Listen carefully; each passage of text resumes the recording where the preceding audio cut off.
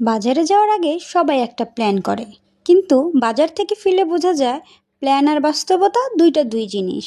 আজ দেখি আমি প্ল্যান মেনে চলতে পারি নাকি নাকি বাজার আবার আমাকে ঘুরিয়ে দেয়। এই যে এখন চলে এসেছি পেঁয়াজের বাজারে। আমি, আমার শাশুড়ি, আমার হাজব্যান্ড মিলে আজকে বাজার করতে এসেছি। রোজার বাজারই বলা চলে, টুকিটাকি রোজার বাজার, তারপরে এমনিতেও ঘরে কিছু লাগবে, সব মিলিয়ে আজকে করব।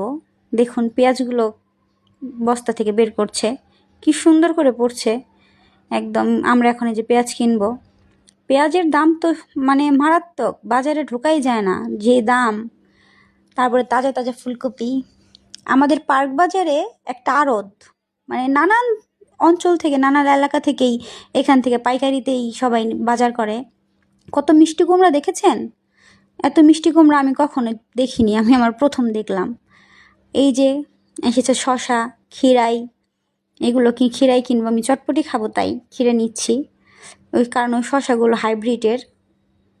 আর কাঁচামরিচ, এখন কাঁচামরিচ নিব, কারণ কাঁচামরিচও প্রায় শেষ হয়ে এসেছে।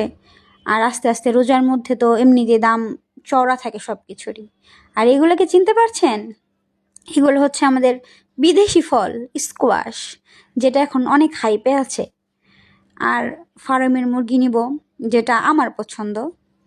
আর আমার ফ্যামিলির অন্য কেউ তেমন একটা মুরগির মাংস পছন্দ করে না, তাও যদি হয় মনে করেন যে লেয়ার বা পাকিস্তানি সোনালি এইসব তাহলে একটু খায়, কিন্তু ব্রয়লার একদমই অপছন্দ। আর এখন ঢুকে যাচ্ছে মাছ বাজারে। ঢুকে যাচ্ছে বললাম এই কারণে, কারণ সেখানে আমি যাইনি, গিয়েছে আমার হাজব্যান্ড আর আমার শাশুড়ি মা। কারণ আমার মাছ বাজারে যেতে একদমই পছন্দ না, বমি আসে মাছের গন্ধে আমার।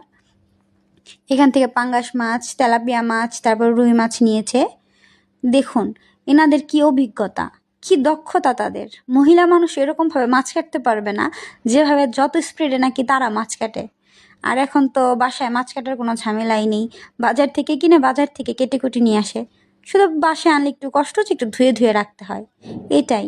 দেখেছেন জীবন কত উন্নতির দিকে চলে যাচ্ছে, কত আপডেট হয়েছে জীবন এখন, কত কষ্ট কমে যাচ্ছে মানুষের।